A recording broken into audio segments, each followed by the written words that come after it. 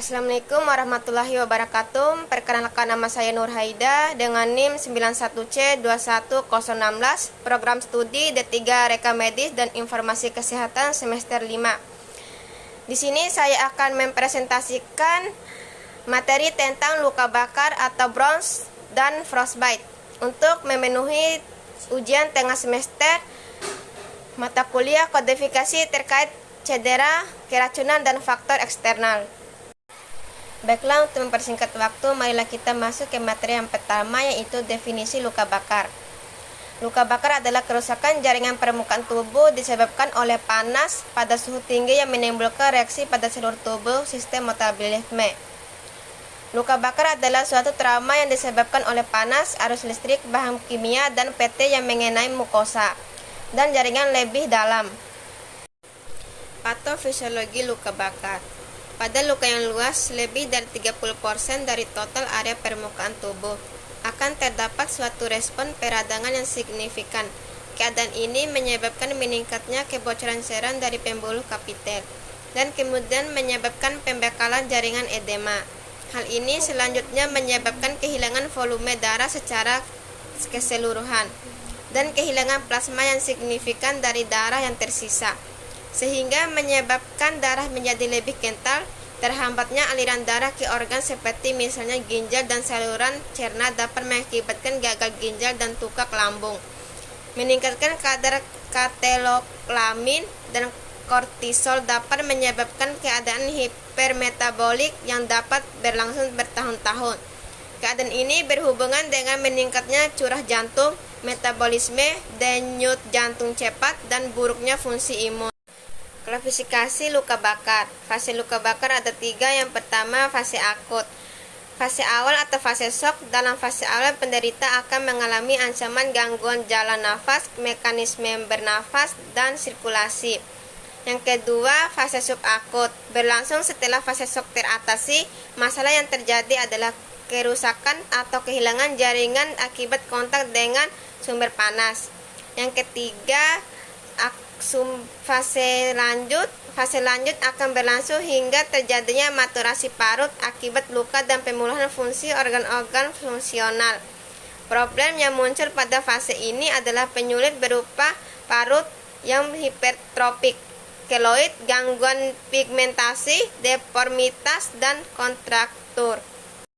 Berdasarkan penyebabnya: 1. Luka bakar karena api, 2. Luka bakar karena panas, 3. Luka bakar karena bahan kimia, 4. Luka bakar karena listrik, 5. Luka bakar karena radiasi, 6. Luka bakar karena suhu rendah atau frostbite. Berdasarkan kedalaman luka bakar. Luka bakar derajat 1. Yang pertama, kerusakan terjadi pada lapisan epidermis.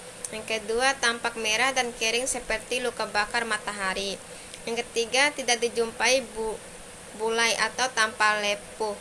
Yang keempat, nyeri karena ujung-ujung saraf sensorik teriritasi.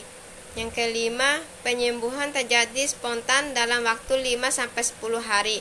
Yang keenam, sengatan matahari yang berulang meningkatkan risiko kanker kulit di kemudian hari.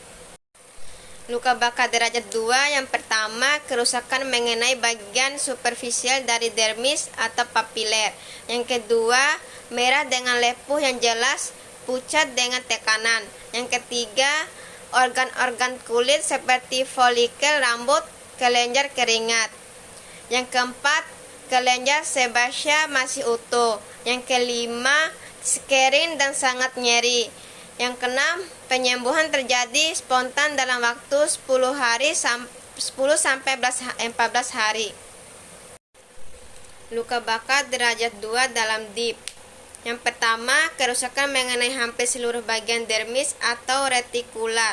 Yang kedua, kuning atau putih, lebih tidak pucat, mungkin pelepuh. Yang ketiga, agak kering, sensasi tekanan dan tidak nyaman. Yang keempat, parut, kerut, atau mungkin memerlukan eksisi dan cengkok kulit. Penyembuhan terjadi lebih lama, tergantung epitel yang tersisa. Biasanya penyembuhan terjadi lebih dari sebulan. Luka bakar derajat 3. Yang pertama, kerusakan meliputi seluruh lapisan dermis dan lapisan yang lebih dalam. Yang kedua, kaku dan putih atau coklat tidak pucat kasar. Yang ketiga, organ-organ kulit seperti folikel rambut, kelenjar keringat, kelenjar sebaceous mengalami kerusakan. Yang keempat, tidak dijumpai bulai. Yang kelima, kulit yang terbakar berwarna putih hingga merah, coklat atau hitam.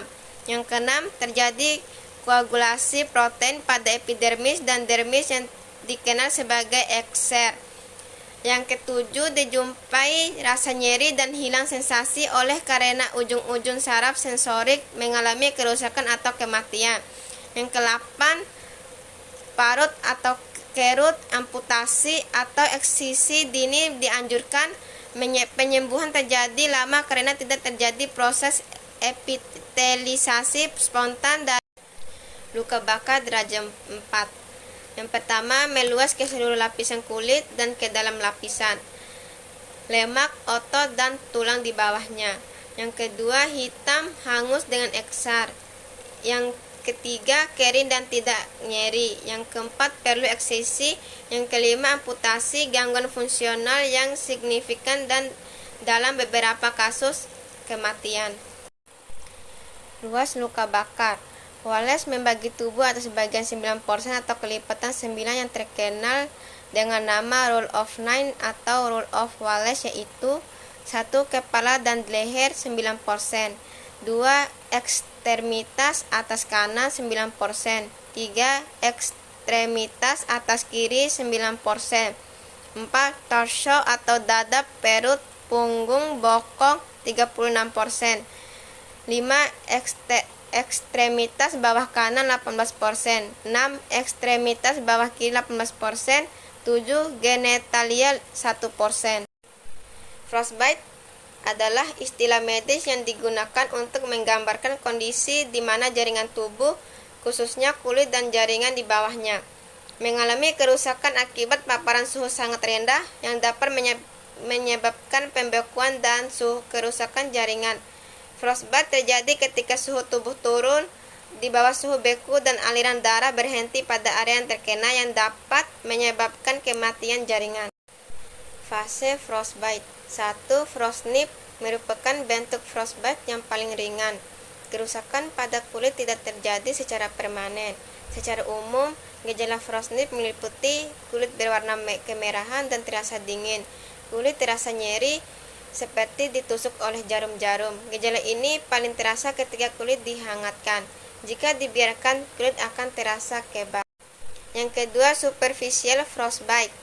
Frostnip yang dibiarkan akan berkembang menjadi superficial frostbite. Pada tahap ini, kerusakan kulit semakin serius dengan gejala-gejala berikut. Kulit menjadi pucat, kemerahan atau kebiruan. Kulit terasa kasar dan keras karena kristal-kristal es mulai berbentuk di kulit. Kulit kemudian menjadi hangat dan membengkak. Gejala ini menandakan jaringan yang mulai rusak. Bila dihangatkan, kulit akan terasa nyeri seperti terbakar serta muncul kantung berisi cairan pada permukaan kulit. Yang ketiga, deep severe frostbite. Deep frostbite merupakan tingkat yang paling parah. Pada kondisi ini, kerusakan sudah terjadi pada seluruh lapisan kulit serta jaringan di bawahnya. Beberapa gejalanya bisa meliputi kulit dampak putih, pucat abu-abu, kebiruan, kulit yang mati rasa, otot atau sendi pada area frostbite yang tidak dapat digerakkan. Jika dihangatkan, bisa terbentuk kantung besar berisi cairan di permukaan kulit pada dalam waktu 24 hingga 48 jam. Kulit menjadi keras dan hitam. Gejala ini menandakan kematian jaringan atau gangren. Faktor resiko. Angin yang dingin dapat memengaruhi derajat keparahan frostbite. Meskipun suhu sebenarnya tidak berubah akibat adanya angin dingin. Hal ini karena kulit yang terbuka akan terpapar suhu yang lebih rendah sehingga laju pendinginnya meningkat. Beberapa kondisi yang mendasari peningkatan risiko terjadinya frostbite antara lain dehidrasi, malnutrisi, adanya penyakit penyerta seperti penyakit pembuluh darah perifer, diabetes mellitus, infeksi stroke, penyakit Raynaud, penyakit tiroid, serta artritis. Patofisiologi frostbite ada 3. Yang pertama, kontriksi pembuluh darah. Ketika tubuh terpapar suhu rendah, pembuluh darah, kulit, dan jaringan di bawahnya akan mengalami kontriksi atau penyempitan. Ini adalah upaya tubuh untuk menjaga panas dan mengurangi paparan suhu rendah ke jaringan dalam. Yang kedua, perubahan sirkulasi darah. Akibat kontriksi pembuluh darah dan pembekuan cairan tubuh, aliran darah ke area yang terkena menjadi sangat terbatas atau bahkan terhenti. Ini menyebabkan kurangnya oksigen dan nutrisi yang dibutuhkan oleh jaringan, yang akhirnya mengakibatkan kematian sel dan jaringan. Yang ketiga, kematian jaringan. Akibat pembekuan kontriksi pembuluh darah dan kurangnya suplai oksigen, sel dan jaringan akhirnya mengalami kematian. Kematian jaringan ini dapat menyebabkan gangren.